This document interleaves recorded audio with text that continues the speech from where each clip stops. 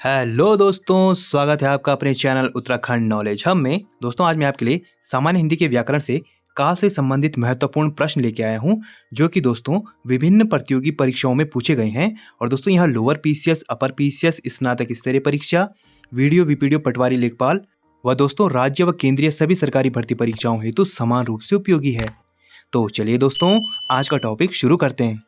तो दोस्तों, सामान्य हिंदी व्याकरण काल से संबंधित महत्वपूर्ण प्रश्नों में पहला प्रश्न है, सुरेश गीत गा रहा था, वाक्य में काल है। तो दोस्तों इसमें अपूर्ण भूत काल है। अगला प्रश्न है दोस्तों, तुम बैठो मैं अभी आया, इस वाक्य में प्रयुक्त काल कौन सा है? तो दोस्तों इसमें वर्तमान काल है। अगला प्रश्न है, कदाचित शाम तक वो वापस आ जाए, इस वाक्य में प्रयुक्त काल को पहचाने। तो इस वाक्य में संभाव्य भविष्यत काल है। अगला प्रश्न है, वह काम बहुत ढंग से करते हैं, वाक्य में काल पहचानिए। तो इस वाक्य में सामान्य वर्तमान काल है। अगला प्रश्न है, कदाचित संध्या को पानी बरसे, इस वाक्य में काल पहचानिए। तो इस वाक्य में संभाव्य भविष्यत काल है। अगला प्रश्न है, मेरी जेब में 10 रुपए हैं, वाक्य में प्रस्तुत काल कौन सा है? तो इस वाक्य में प्रस्तुत काल जो है वो है पूर्ण वर्तमान काल। अगला प्रश्न है, बच्चा गया, इस वाक्य में प्रस्तुत काल है। तो इस वाक्य में प्रस्तुत काल है सामान्य भूतकाल। अगला प्रश्न है, अगरबत्ती की सुगंध से थकावट दूर हो गई, इस वाक्य में प्रयुक्त काल है। तो इस वाक्य में प्रयुक्त काल है सामान्य भूतकाल। अगला प्रश्न है, कल शायद परीक्षा परिणाम घोषित हो, इस वाक्य में कौन सा काल प्रयुक्त हुआ है? तो इस वाक्य में संभाव्य भविष्यत काल प्रयुक्त हुआ है। अगला प्रश्न है, उस डाली पर तोता बैठा है, वाक्य में प्रयुक्त काल पहचानिए। तो इस वाक्य में प्रयुक्त काल है पूर्ण वर्तमान काल। अगला प्रश्न है, सुबह में चिड़िया चहचहाने लगती हैं, इस वाक्य में प्रयुक्त काल है। तो इस वाक्य में प्रयुक्त काल है सामान्य वर्तमान काल। अगला प्रश्न है, लोग बड़ी बड़ी गाड़ियां लेकर आ रहे थे, वाक्य में काल पहचानिए। तो इस वाक्य में अपूर्ण भूतकाल है। अगला प्रश्न है, मंदिर में जाने के बाद मन को शांति मिलती है, दिए गए वाक्य में काल पहचानिए। तो इस वाक्य में काल है पूर्ण वर्तमान काल। अगला प्रश्न है, दुनिया को नई राह दिखाता है, वाक्य में प्रयुक्त काल है। तो वाक्य में प्रयुक्त काल है सामान्य वर्तमान काल। अगला प्रश्न है, प्रधानमंत्री बाढ़ग्रस्त क्षेत्रों का दौरा करेंगे, वाक्य में कौन सा काल है? तो इस वाक्य में सामान्य भविष्यत काल है। अगला प्रश्न है, यदि बारिश होती तो सूखा न पड़ता, इस वाक्य में काल का कौन सा रूप है? तो इस वाक्य में काल का हेतु हेतुमद भूतकाल है। अगला प्रश्न है, क्रिया के जिस रूप में वर्तमान में क्रिया होने में संदेह हो उसे कहते हैं, तो उसे संदिग्ध वर्तमान कहते हैं। अगला प्रश्न है, कल तापमान अधिक होगा, इस वाक्य का काल पहचानिए। तो इस वाक्य का काल है भविष्यकाल। अगला प्रश्न है, निम्नलिखित वाक्यों में से कौन सा संदिग्ध भूतकाल का उदाहरण है? तो इसमें दोस्तों जो संदिग्ध भूतकाल है तो वह है, मैंने वही सामान रखा होगा। अगला प्रश्न है, मैंने आम खा लिया, तो दोस्तों इसमें जो प्रयुक्त काल है वो है आसन भूत। अगला प्रश्न है, प्रेम अनदेखी राहों की तरह आकर्षक होता है, वाक्य का काल पहचानिए। तो इस वाक्य में सामान्य वर्तमान काल है। अगला प्रश्न है, प्रेरणा स्टूडियो जाएगी, वाक्य में प्रयुक्त काल है। तो इस वाक्य में सामान्य भविष्यत काल है। अगला प्रश्न है, व्याकरण में काल का क्या अर्थ है? तो व्याकरण में काल का अर्थ है समय। अगला प्रश्न है, मैं खाना खा चुका था, इस वाक्य में कौन सा भूतकालिक भेद है? तो इसमें पूर्ण भूत है।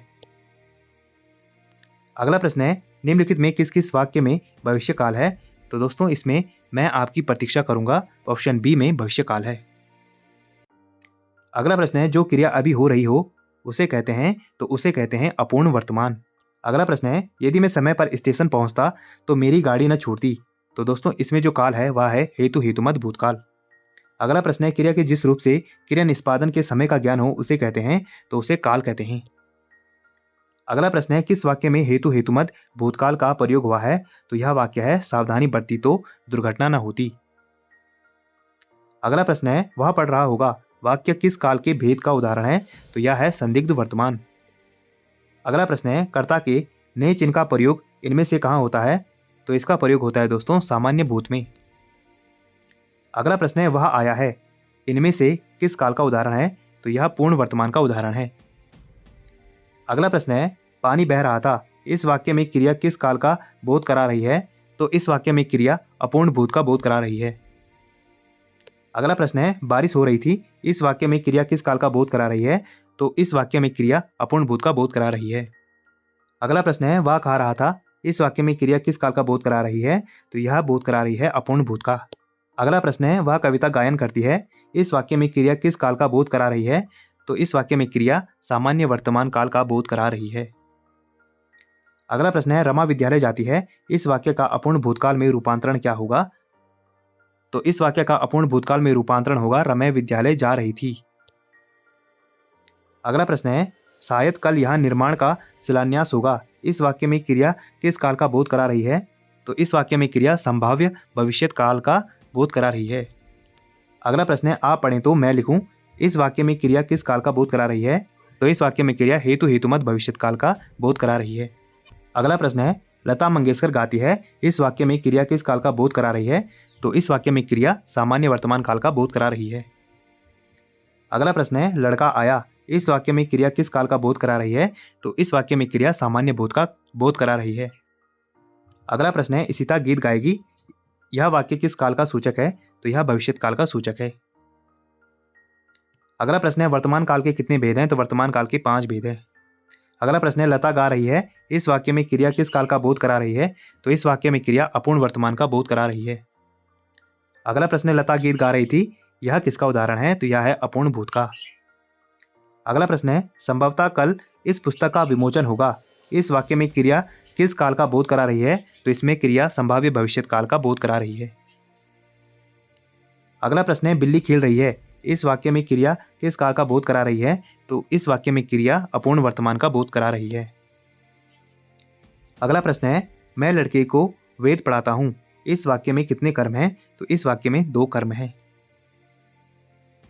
अगला प्रश्न है, पक्षी उड़ रहे हैं, वाक्य में इनमें से कौन सा काल है?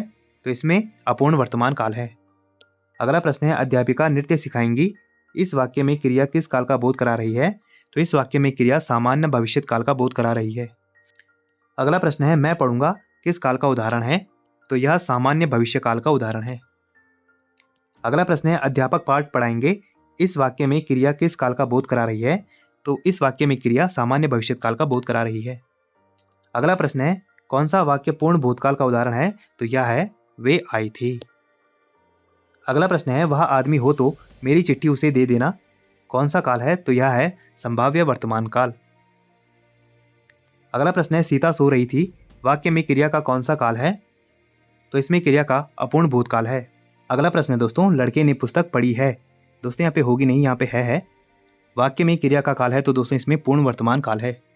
अगला प्रश्न है, आप गाएं मैं नाचूं, इस वाक्य में क्रिया किस काल का बोध करा रही है? तो इस काल में क्रिया हेतु हेतुमत भविष्यत काल का बोध करा रही है। अगला प्रश्न है, श्रोता सवाल कर रहा है, इस वाक्य में क्रिया किस काल का बोध करा रही है? तो इस वाक्य में क्रिया अपूर्ण वर्तमान काल का बोध करा रही है। अगला प्रश्न है, इनमें से क्रिया के किस रूप में कर्ता के अनुसार लिंग परिवर्तन नहीं होता? तो यह आज्ञार्थक रूप में नहीं होता। अगला प्रश्न है, वह खा रहा था, मैं खा रहा था, कौन सा काल है?